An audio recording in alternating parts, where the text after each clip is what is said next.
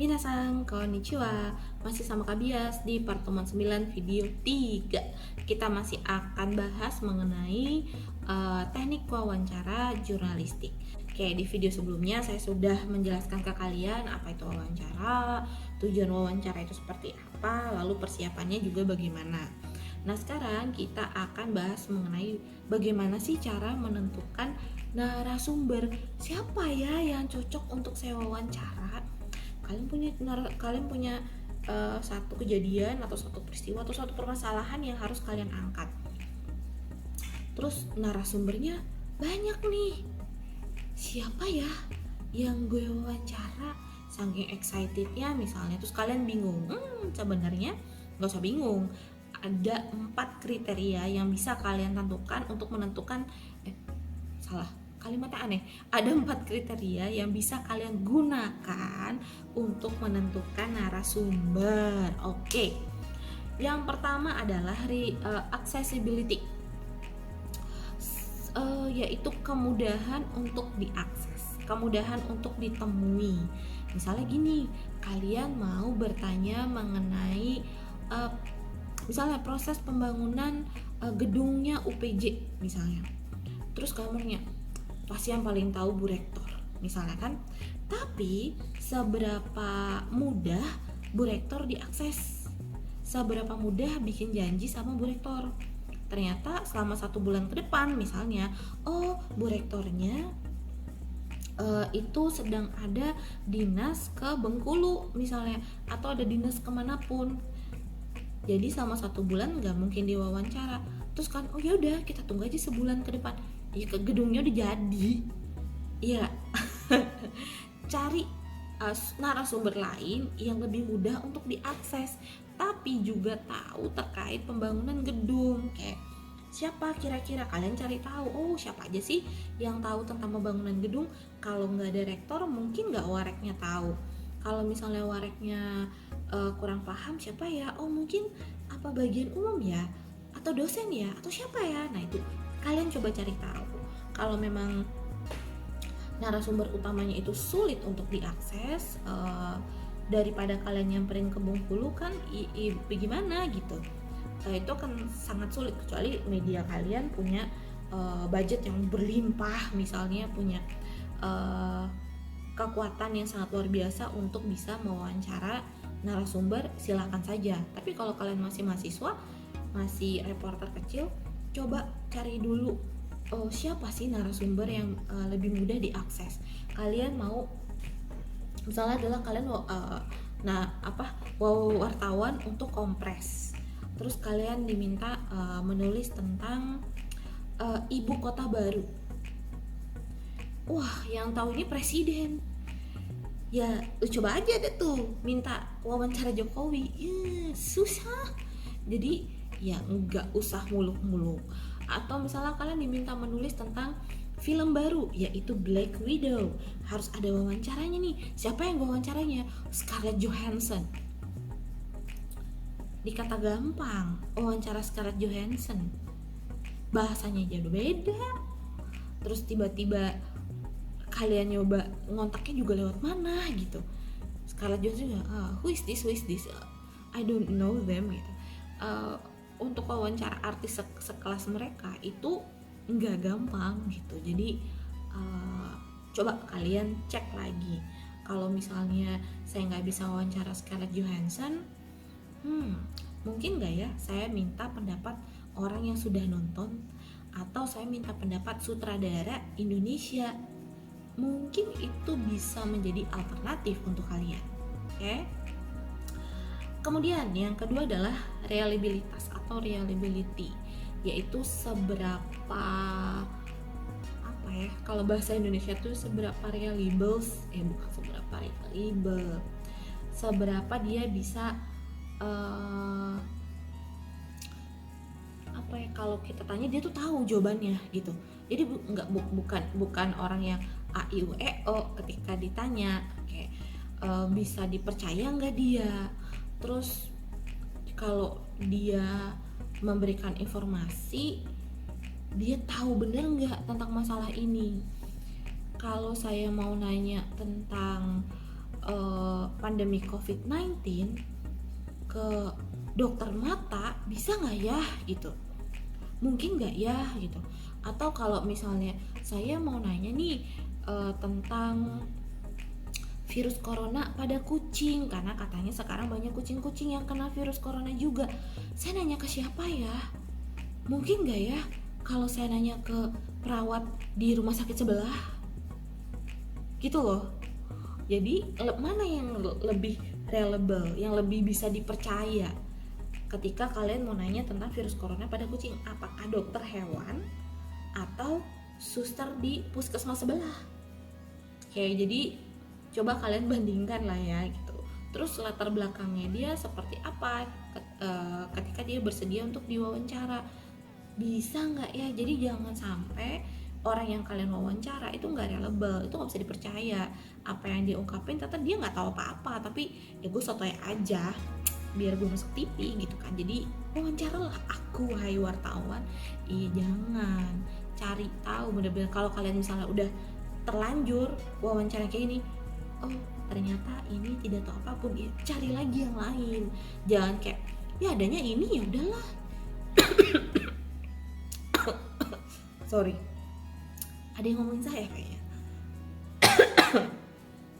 Gitu ya. Jadi jangan cuma karena oh adanya ini, gue dapatnya ini, ya jangan, cari lagi yang lain sampai benar-benar kalian mendapatkan narasumber yang benar-benar bisa dipercaya. Terus berikutnya adalah accountability, yaitu akuntabilitas. Kalian lihat orang ini apakah dia bertanggung jawab secara langsung terhadap informasi yang kalian butuhkan. Ada orang lain nggak yang lebih bisa dipercaya? Misalnya gini, kalian mau wawancara tentang seorang direktur yang ditangkap oleh polisi karena ketahuan judi ilegal misalnya. Lalu kalian datang ke kantornya, siapa ya yang saya tanya? Kalian tanya sama, pilihannya adalah di dalam kantor tuh ada satpam, ada resepsionis, ada karyawan biasa atau staff, ada sekretaris direktur. Mana yang lebih yang akuntabilitasnya lebih tinggi? Satpam, resepsionis, staff, atau sekretaris direktur? Coba dulu dari yang akuntabilitasnya paling tinggi. Oh, sekretarisnya dong, kan dia pasti banyak menghabiskan waktu bersama Bapak Direktur. Siapa tahu dia yang ternyata selama ini mengatur jadwal judi ilegal dia gitu kan.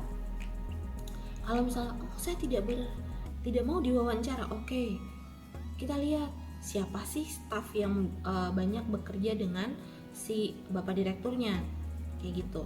Masih nggak dapat juga, turun lagi, oke, resepsionisnya nih pasti tanya dulu deh kebiasaannya gimana sih si Bapak. Nggak bisa juga, baru misalnya sampai ke satpam, tanya-tanya dulu, terus nanti prosesnya kalian ulang lagi gitu ya. Jadi jangan karena banyak terus kalian cari yang paling gampang. Udahlah, gue kenal sama satpamnya, ternyata tetangga gue tanya aja sama dia gitu. Ya nggak gitu, harus kalian lihat yang akuntabilitasnya paling tinggi.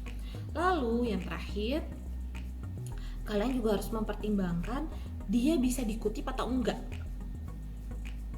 Jadi kadang-kadang gini, ada orang-orang yang dia nggak mau dikutip, atau dia cuma bikin ucapan-ucapan atau informasi yang kontroversial aja misalnya, itu banyak. Jadi kalian harus lihat lagi, kalau misalnya saya wawancara dia, bisa dikutip nggak ya kalimatnya, bisa dipercaya nggak dia, bisa menarik nggak ya informasi yang diberikan. Kalau misalnya gini, kalian wawancara orang, bisa diakses, lalu dia reliable, tahu dia masalahnya, bisa dipercaya, terus dia akuntabilitasnya tinggi, dia tahu banget tentang permasalahan itu. Tapi ketika diwawancara dia cuma jawab ya Enggak, no comment. Nggak tahu. Mungkin iya, terus apa gitu kan. Jadi dilihat lagi apa yang orang ini sampaikan bisa dikutip atau tidak ya. Oke. Kemudian agar wawancara berjalan dengan baik, kalian coba cek apa yang sudah ditulis di dalam slide kalian. Nanti coba kalian baca dan kalian pahami. Yang pasti kalian harus benar-benar menjaga situasi wawancara itu sangat kondusif, nyaman juga untuk narasumber kalian. Lalu ketika kalian mau wawancara, kalian siapin draft pertanyaannya, siapin pertanyaan-pertanyaan yang bagus. Lalu pertanyaannya jangan terlalu panjang, sebisa mungkin kalimatnya itu pendek, cermat, jangan dipanjang-panjangin. Kan kalian demen banget tuh kadang-kadang banyak banget, aduh saya kelilipan mulu kenapa dah, banyak banget mahasiswa yang nggak tahu biar kelihatan keren atau keasikan nulis, kalimat itu tuh panjang banget, termasuk kalimat pertanyaan. Jadi coba kalian bikin kalimat pertanyaannya itu lebih efektif, supaya ketika dijawab orang juga lebih nyaman. Enggak nanya lagi, lu nanya apa tadi, kepanjangan, udah nggak konsen, bingung. Jadi kalau nanya ya to the point. Lalu kalau kalian membutuhkan jawaban yang panjang, yang memang yang memang informasinya itu lebih banyak, kalian butuh pendapat dia, butuh dia menceritakan, pakailah pertanyaan-pertanyaan terbuka yang diawali dengan bagaimana, mengapa, bisakah dijelaskan, ya kira-kira yang membuat mereka tuh bisa menceritakan sesuatu dengan lebih leluasa. Jangan nanya yang pakai pertanyaan tertutup yang jawabannya tuh cuma iya, tidak. Kalau kalian memang mau dapat informasinya yang memang pendek, misalnya nanya tentang orang ini beneran ada di TKP enggak, ya udah boleh. Apakah Bapak saat kejadian berada di lokasi? Iya. Itu udah cukup gitu. Lalu ketika kalian mau tanya, jangan tanya lagi, apakah Bapak melihat kejadian runtuhnya gedung? Iya. Apakah Bapak bisa ceritakan kronologisnya? Tidak. Iya, susah kan kalian ngembanginnya gitu. Tapi ketika kalian bolehkah, bisakah Bapak ceritakan, atau mohon diceritakan Pak bagaimana proses kronologis kejadiannya, atau bagaimana pendapat Bapak tentang kebijakan terbaru dari Presiden misalnya. Jangan nanya, Bapak udah dengar kebijakan terbaru? Udah? Apakah Bapak setuju? Enggak. Kan tapi kalau kalian bertanya, bagaimana pendapat Anda tentang kebijakan terbaru Presiden? Oh ya, pendapat saya, mereka akan menjawab dengan lebih panjang, akan lebih lengkap. Nggak cuma iya, enggak, iya kali ya, mungkin, oh nggak tahu. Jadi usahakan kalau kalian butuh opini, butuh jawaban yang panjang, gunakanlah yang open ended questions, yang pertanyaan terbuka. Tapi kalau memang ya kalian cuma butuh cari identitas mereka, ya udah close ended aja. Lalu berikutnya terkait sifat wawancara. Ini suka menjadi dilema bagi wartawan, tapi kalian harus paham. Ketika kalian mau wawancara, kalian harus bilang sama narasumber kalian bahwa kalian memang merekam wawancara tersebut. Maka hal itu disebut sebagai on the record. Jadi ini memang direkam wawancaranya. Tapi sedangkan kalau kalian tidak merekam, itu disebut sebagai off the record. Tapi off the record itu bukan cuma sekedar tidak merekam, tapi berarti kalian berjanji tidak akan membeberkan informasi tersebut. Jadi misalnya saya artis nih, kemudian saya terlibat kasus bersama pejabat misalnya. Terus saya udah kenal sama kalian karena udah sering wawancara misalnya. Terus saya bilang, ini off the record ya. Sebenarnya iya, gue kemarin ke Bali sama pejabat itu, tapi off the record. Kalau seperti itu, maka kalian tidak boleh menuliskan karena sudah ada perjanjian off the record. Karena itu makanya situasi off the record itu sebaiknya dihindari. Bagaimana menghindarinya? Ada beberapa triknya, tapi please be careful ya, karena off the record ini sangat agak tricky soalnya. Kadang-kadang gini, oke, saya mau ngomong tapi ini off the record. Ada yang bilang bahwa selama gue tidak menyetujui bahwa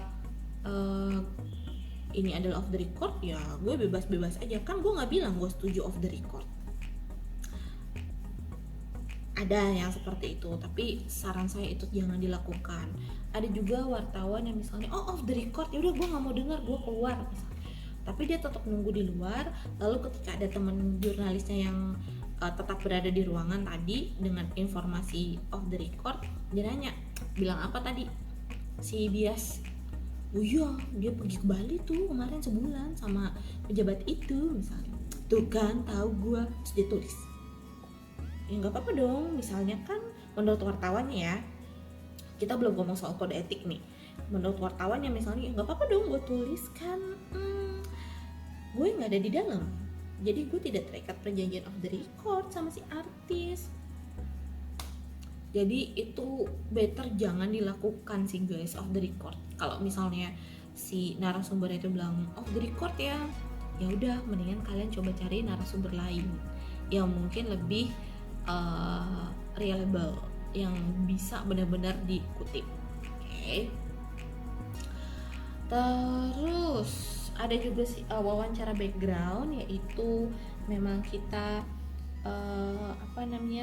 menggunakan kutipan langsung, tapi kita tidak menyebutkan nama dan jabatan dari si narasumber. Mungkin kita mau melindungi identitas. Jadi misalnya kalau gue ngomong nanti gue bisa dipecat nih, jadi bisa nggak gue kasih lo keterangan, tapi ya udah benar-benar jangan sebutnya nama gue. Ya udah, jadi disebut juga misalnya menurut sumber dari departemen ini atau menurut sumber dari sini gitu ya, selama namanya tidak disebutkan atau nama dan jabatannya tidak disebutkan. Tapi ada juga yang namanya deep background, yaitu informasinya boleh dimuat tapi jangan nyebutin apapun ya. Jadi ya udah, misalnya berdasarkan wawancara dengan orang dalam mana gitu, tapi ya ada wawancaranya, pokoknya orang dalam lah, dari departemen mana ada lah, kayak gitu ya. Itu bisa aja, tapi semakin tidak jelas siapa narasumbernya, maka berita kalian akan semakin kurang reliable. Jadi pastiin ketika kalian wawancara, orang yang diwawancara memang benar-benar mau memberikan informasi dan mau dikutip dan mau disebutkan identitasnya gitu. Oke, kira-kira ini materi yang bisa saya berikan untuk teknik wawancara. Kalian bisa baca lagi slide-nya, kalian juga bisa cari-cari video lain terkait wawancara. Semoga ini bisa meningkatkan kemampuan wawancara kalian ke depannya ketika kalian akan melakukan liputan.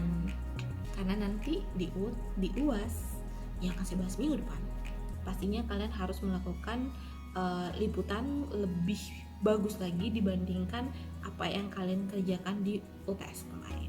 Oke, semoga video ini membantu untuk kalian. Kita ketemu lagi di pertemuan berikutnya. Dadah.